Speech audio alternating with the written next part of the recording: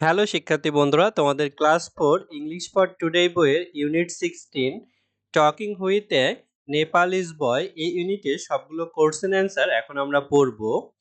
দেখো 2.2 পেজ 73 অর্থাৎ 73 পৃষ্ঠায় কোশ্চেন ছিল, where did Zerin go with her parent? Zerin তার পিতামাতার সাথে কোথায় গিয়েছিল? Answer, Zerin went to Nepal with her parent. Zerin তার বাবা মায়ের সাথে নেপালে গিয়েছিল।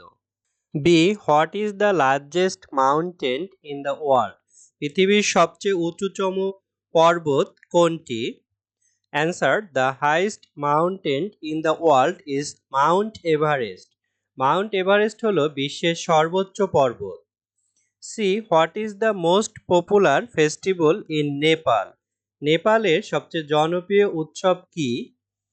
Answer, the most popular festival in Nepal is Dashain. নেপালের সবচেয়ে জনপ্রিয় উৎসব হলো Dashain. D, why do many foreign tourist visit Nepal each year?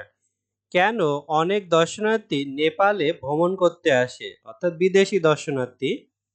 Answer, many foreign tourist visit Nepal each year to see Mount Everest, to climb Everest and to see temple.